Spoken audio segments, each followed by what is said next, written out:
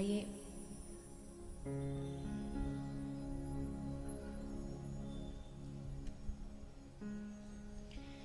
चित सार सिंधु सर्वस्व भगवान श्री राधा गोविंद के चरण कमलों का ध्यान करते हुए सभी श्रीमद् भागवत गंगा में प्रवेश करें। पधारे हुए सभी हरि भक्तों वैष्णव जनों के चरणों में व्यासपीठ की ओर से आप सभी को मेरा प्रणाम। आज कथा के पंचम दिवस में आप हम सभी प्रवेश कर रहे हैं और आज हम भगवान की बाल लीलाओं का श्रवण भी करेंगे और दर्शन भी करेंगे। ब्रज की लीला है, गोकुल की लीला है और बड़ी रस से भरी हुई है, क्योंकि श्री ठाकुर जी तो वैसे भी रस में हैं, रसीले हैं। उनकी हर लीला में रस छुपा है और उसी रस का आप हम सबको आस्वादन करते हुए अपने जीवन को धन्य करना है। यद्यपि श्री ठाकुर जी ने कुछ कुछ ऐसी लीलाएं की जिनको जब आदमी श्रवण करता है तो उसको लगता है कि ये तो कोई एक साधारण बालक है जो चोरी कर रहा है, जो नाच रहा है, जो मित्रों सखाओं के साथ उधम कर रहा है। किंतु भगवान ब्रज के लोगों को प्रेम देने आए थे और प्रेम तभी दिया जा सकता है अगर ब्रजवासी समझेंगे कि ये भगवान है, तो भगवान नाम आते ही एक बीच में मर्यादा आ जाती है। अच्छा भगवान है, चलिए तो प्रणाम करिए, आरती करिए, हाथ जोड़िए, स्तुति करिए। लेकिन ब्रज में कृष्ण की स्तुति करने वाला कोई नहीं। हाँ, प्रेम से कृष्ण को गाली देने वाले बहुत हैं और वो जो ब्रज की गालियां हैं वो श्री ठाकुर जी को स्तुति से भी ज्यादा प्रिय है। तभी तो कहा कि व्रजवासी वल्लभ सदा मेरे जीवन प्राण। ब्रजवासी जो हैं ये मेरे प्राण हैं, क्योंकि इन्होंने जो प्रेम मुझे दिया है वो मुझे कहीं और से प्राप्त नहीं हो सकता। इसलिए श्री ठाकुर जी आए हैं ब्रज में बालक बनकर। आपने कल कथा सुनी, मथुरा में प्रकट हुए और वसुदेव जी उनको गोकुल लेकर के आ जाते हैं। योग माया को ले गए, सुबह हुई, नंदोत्सव हुआ। आप सबने कल नंदोत्सव का आनंद लिया।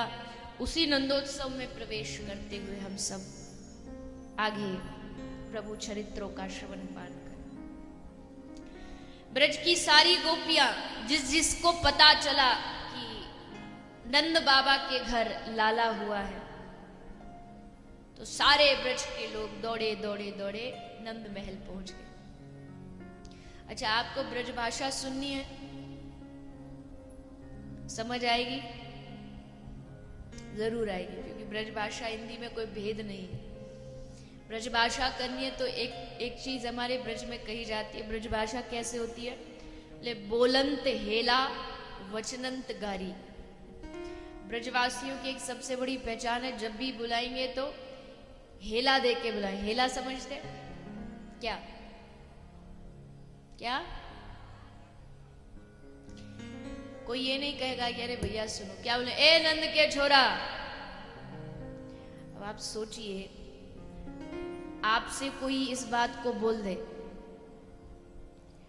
आपके पिताजी का नाम लेकर के,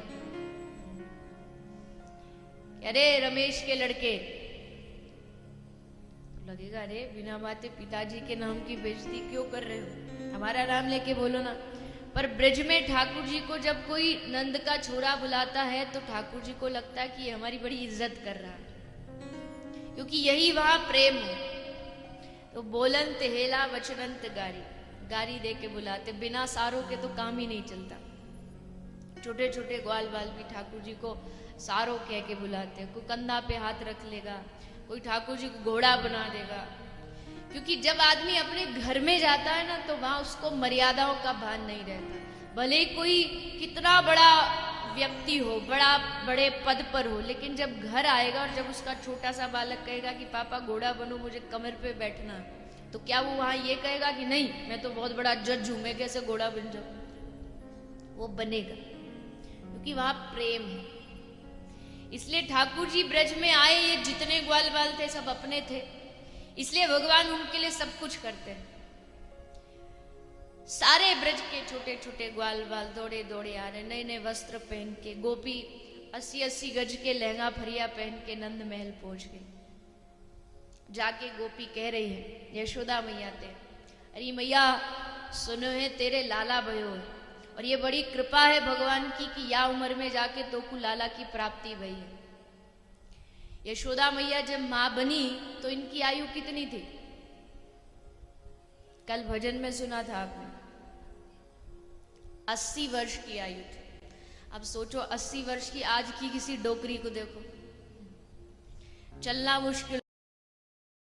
80 वर्ष की मैया जब सुखदेव जी इनका वर्णन करते हैं ना कि यशोदा मैया दधि मंथन कर रही है, कैसी लग रही है, तो ऐसा वर्णन किया सुखदेव जी ने, ऐसे लगता है कि 15 साल की कोई छोरी बैठी।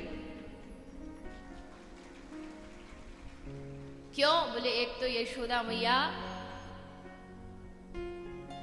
शुद्ध गाय का दूध पीती थी, इसलिए वो जो चमक थी वो किसी ब्यूटी पार्लर से नहीं आई, कोई मेकअप से नहीं आई, वो जो खान पान था, वो जो व्यवहार था, उससे यशोदा मैया एकदम जवान छोरी जैसी लगती। नंद बाबा ने देखा चमत्कार सा हो गया लोगों, हो गई बात निराली, क्योंकि रात ही रात में नंद बाबा की दाढ़ी हो गई काली। दाढ़ी काली हो गई इसका मतलब, बोले जब सुबह सुना कि मेरे घर छोरा भयो है तो वृद्ध बाबा भी जोर जोर से ठुमका लगा के नाच रहे, जोर जोर से नाच रहे। नंद के आनंद भयो जय कन्हैया। एक गोपी दौड़ी दौड़ी आई यशोदा मैया को, बोली मैया हमको बधाई दे। तो मैया ने इधर उधर देखी, क्या रखा है, पास में एक चांदी की थाली थी, चांदी की थाली उठाई गोपी को दे, क्योंकि यशोदा मैया ने टॉफी चॉकलेट देकर के ही नहीं बहका दिया था। वो तो हम कलयुग में कहाँ सोना चांदी बांटेंगे, इसलिए टॉफी चॉकलेट दे देते, लोग खुश हो जाते। और टॉफी चॉकलेट है तब इतनी भगदड़ मचती है, सोचो सोना चांदी बंटने लगे तो एक दूसरे की जान ले ले। यहाँ तो केला भी मिले ना तो उसमें भी धक्का मुक्की हो जाती है। पर फिर भी ऐसा नहीं, हम आप सब टॉफी के भूखे नहीं है, लेकिन एक भाव होता है कि नंदोत्सव का प्रसाद हमें मिल जाए, हम अपने घर ले जाए, बाकी चॉकलेट टॉफियों की कमी थोड़ी। तो थाली मैया ने चांदी की उठाई, गोपी को दी। गोपी लेकर के चांदी की थाली बड़ी खुश हुई कि मुझे चांदी की थाली मिल गई। लेकर के जा ही रही थी कि बीच रास्ते में उसे एक और गोपी मिल गई। बोली कहाँ से आ रही है? नंद महल गई थी। का लेके आई बधाई में? बोले चांदी की थाली लेके आई हूं। दूसरी गोपी बोली अरे तू तो लुट गई, तोकू तो कछु नहीं दियो मैया ने। क्यों? बोले देख तोकू चांदी की थाली दी, हमारे देख गले में ये जो सोने को हार पहनो ना, ये हमको मैया ने दियो। अब गोपी को तो बड़ा दुख, हमको चांदी की थाली, आपको सोने को हार। तुरंत वापस मुड़ी और दौड़ी दौड़ी मैया के पास आई। अरे ओ मैया, अरे यशोदा मैया, हमारे संग इतनो बड़ो धोखो कायकू करती है? मैया बोली का भयो? बोले हमको चांदी की थाली और वाह गोपी को सोने को हार, इतना भेदभाव क्यों? मैया बोली अरे गोपी कोई भेदभाव थोड़ी है, जो हाथ में आया सो पकड़ा दियो, तो कुछ सोने को हार चाहिए? गोपी बोली हाँ ले। मैया के पास सोने का हार पकड़ा के उससे दी, जा तू खुश हो जा। सोने का हार लिया, गले में पहना, बड़ी राजी हुई और नाचती नाचती फिर जाने लगी। नंद के आनंद भयो, ऐसे नहीं आवाज आनी चाहिए, पता चला जी बैठे हो दो चार यार। नंद के आनंद भयो, नाचती नाचती जा रही है। तभी फिर एक गोपी रास्ते में मिली। कहाँ ते आ रही है? बोले मैया के घर ते आ रही हूँ। कहाँ मिले हो? बोले सोने को हार मिलो। गोपी बोली बस सोने के हार में लूट गई। क्यों तोकू कहाँ मिले? बोले देख मैया ने हमको 9 लखा हार दिया। अब जैसे 9 लखा हार सुनी तुरंत गोपी फिर मुड़ी। मैया ते जाके बोली मैया फिर दो को हमारे साथ। बोले अब का भयो? बोले हमको सोने को हार, वाकू हीरा मोतिन को हार, हम ते कोई दुश्मनी है का?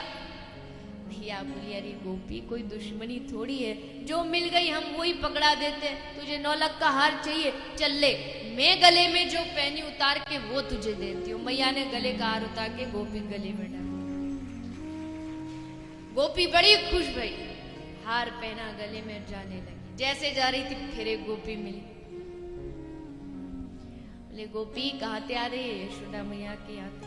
कहाँ मिले? बोले 9 लाख का हार मिले। गोपी बोली तू तो लुट गई। क्यों? बोले जा हार को तू पहन के इतरा रही है ना, यही हीरा के हार को मैया पहले मोकू दे रही थी, पर मैंने मना कर दी। क्यों गोपी क्यों मना कर दी? मैंने कही मैया ये तो नकली हीरा को हार है, मैया ये तो नकली हीरा है, मोकू नकली हीरा नहीं चाहिए, मोकू तो असली हीरा चाहिए। तो फिर गोपी कौन सा असली हीरा मांगे तेने? गोपी कहती अरे पगली तू लुट गई, तू नकली हीरा लेकर के आ गई। असली हीरा सोने चांदी माणिक पन्नों में नहीं, असली हीरा तो यशोदा मैया की गोदी में सो रहा है, वो है असली हीरा। मैंने कहा मैया कुछ मत दे, बस एक बार अपने लाला को, अपने असली हीरा को मेरी गोद में दे दे बस। वाके सामने सब फीको है, सारे हीरा जवाहरात मोती धन धान्य सब फीका है, इसलिए मैया बस एक बार लाला को हमारी गोद में दे दे। इतने जन्मों जन्मों से बिछड़े हैं अपने ठाकुर से, आज मौका मिला है उनसे मुलाकात करने का, तो ये मौका चूके कैसे? मैंने कही मैया मुझको लाला दे दे, मैया ने दे दिया और मैंने लाला को गोद में लेके बड़ा प्यार किया, बड़ा दुलराया। और तू पगली, तू देख असली हीरा छोड़ के नकली हीरों के सोने चांदी के पीछे भाग रही। जैसे गोपी सुनी तुरंत भागी, दौड़ी दौड़ी यशोदा मैया के पास आई। मैया हमको ये नकली हीरा नहीं चाहिए, असली हीरा तो तेरी गोद में। एक बार उस लाला का दर्शन करा, एक बार उसको गोद में दे। यशोदा मैया बोली तू पूछ क्यों रही है? लाला तेरा है, केवल मेरा थोड़ी है, ये तो तुम सब ब्रजवासियों का। जितना अधिकार मेरा उतना तेरा भी है। जब मन चाहे तो इसको उठा सकती है, गोद में ले सकती। गोपी ने तुरंत सब कुछ छोड़ा और पल्ले में लेटे हुए श्री ठाकुर जी का दर्शन किया, गोद में उठाया और गोद में लेके ठाकुर जी को निहार रही।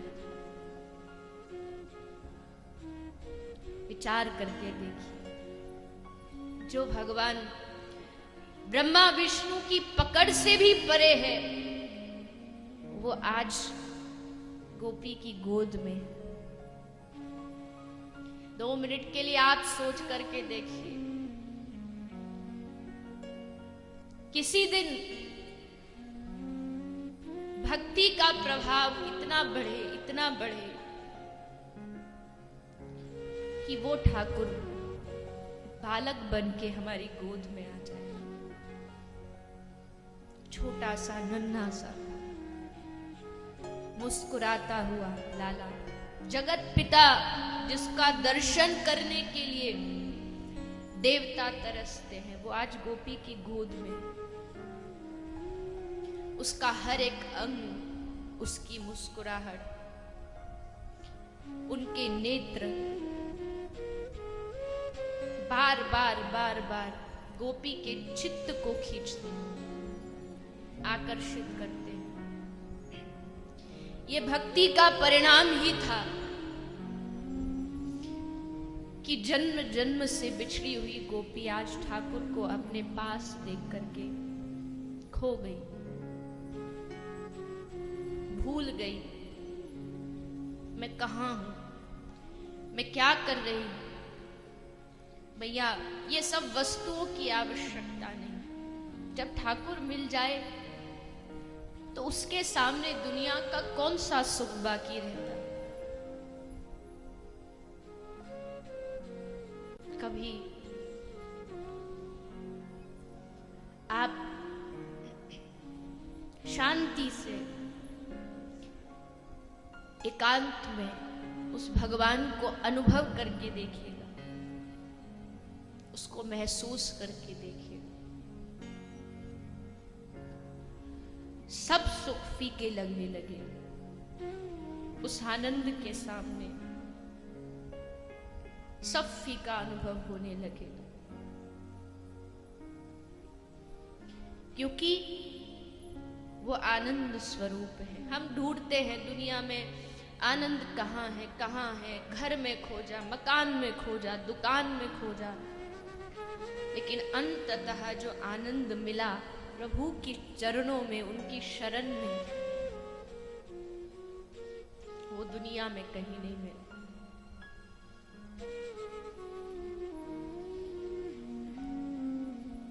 ऐसा चित्त आकर्षित किया गोपी का कि गोपी सोती है तो कृष्ण दिखता, जागती है तो कृष्ण दिखता, भोजन बनाती है तो कृष्ण दिखता है, जा रही है मथुरा माखन बेचने, चिल्ला रही है माखन ले लो माखन ले लो, लेकिन हृदय में कृष्ण है।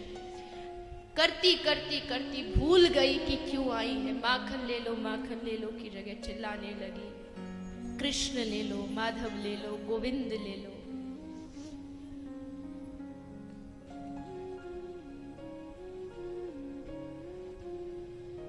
न जाने हमारी वो स्थिति कब आएगी जब भजन करना ना पड़े, जब भजन स्वतः होने लगे, नाम जबरन लेना ना पड़े, नाम स्वतः ही हमारे मुख से गूंजता रहे।